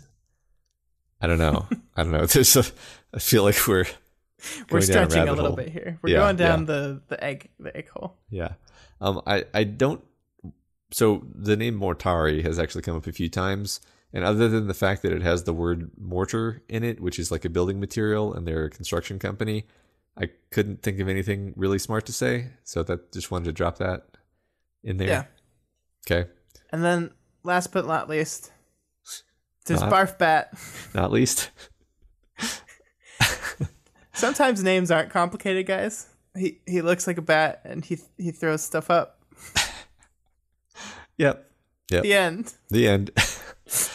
All right, discussion question for this week. All right. Compare and contrast Cauldron under Dr. Mother with the remnants of Cauldron under Numberine. Your relationship names are on point, Matt. Thank you. That's why I'm here. Really? That's it? That's it. That's why yes. And that's all we've got for you this week on We've Got Ward. Remember that you guys are all a part of this now, so feel free to provide us with advice, questions, or thoughts on this week's reading. We probably need to change that. That sounds like it's new. That was what it said the first time we switched to covering it live. He's got to stop rolling the scripts forward, Matt. Yeah, you're right. I'll change that next week. You can reach us via email at gotwormpod@gmail.com or on Twitter @gotwormpod, where I still do my live reads of the chapters, though usually very late these days, especially the ones that take place over the weekend. Well, I look forward to those. If you're not already subscribed to We've Got Ward, we strongly recommend you do so and never miss an episode. You can find us on iTunes, Stitcher, YouTube, Google Play, and pretty much anywhere else podcasts are served. As always, you can find this, all the other podcasts we do, and all of our writing, essays, and film and TV criticism and more at dailyplanetfilms.com. This week, the Daily Planet podcast reviews Steven Spielberg's Ready Player One. We had Matt and Daniel on to do that one. It was a good conversation. It was really good. It was surprisingly good, just like Ready Player One. Yeah, well, let's not go that far. Also, Vow to View is also doing a Spielberg thing this week because we're looking at 2 of our favorite Spielberg movies. I want to plug this podcast again real quick here, Matt, because I love making that show so much. It's the weekly show I do with my wife in which we each pick a movie and make each other watch it. It's so much fun. It's ridiculous. She is the star of the show, and I'm just there to shake my head confusingly at her. It's so much fun. You should try it out, everyone. If you haven't listened to that, try it out. I think you'll have a good time. Yes, and I would just like to point out that your podcasting partner, who theoretically should know everything about what we're doing, was confused at the fact that I hadn't been getting Vow to View updates on my Daily Planet podcast feed, and then remembered that Vow to View has its own podcast feed now, which I then went and signed up for and caught up. I'm so disappointed. Yes, as you should be. I'm hurt. I'm hurt. So Vow to View has its own podcast feed, everyone. It does. So subscribe. Go subscribe to it separately. And if you like any of these shows and you want to support them, consider donating to our Patreon account, patreon.com/dailyplanetfilms. You can donate $1 a month or whatever else you can afford. Supporting us on Patreon gives you tons of great bonuses, like voting for the fan art contest, which people are doing right now. Yep. Access to live streams, such as the one that we're streaming right now, and our excellent Discord chat, which continues to be better than we could have ever hoped. And now special thanks to new patrons at the Planeteer level, unique_username and Molly, both at the $1 level. And as always, while you're on that Patreon page, make sure you go over to Wildbow's Patreon page and donate to him as well, because this is his world and we're just playing in it. And if you cannot afford to donate right now, that is absolutely okay. You can instead help us out by shadily manipulating political races to ensure that We've Got Ward becomes supreme ruler of planet Earth. Or you can head on over to iTunes and leave us a rating and review. Be like 00101, who gives us 5 stars and says... Okay, actually don't be like 00101, who says... My name is Scott Daly, and I love anime and shipping. I just typed that so Scott would have to say it. Good podcast, though. Thank you, I guess. I hate you. But you gave us 5 stars, so thanks. And I really appreciate this because now people can use that audio clip for whatever they want to use it for. That's why I said it in a sarcastic manner, Matt, so you can't do that. That's okay. We'll just use one of these sarcasticifying... Here, no, I'll give you a straight take. I'll give you this. Okay. The one time. Okay. My name is Scott Daly, and I love anime and shipping. Thank you. Thank you. That was worth 5 stars. All right, that's it for the show this week. Next week, it looks like Arc 5 is finally going to wrap up. So we're going to have to find a way to solve that problem where there's 2 different arcs worth of content in the same week. Yeah, how are we going to do that? Find out next week on another exciting episode of We've Got Ward. #Wigmouth.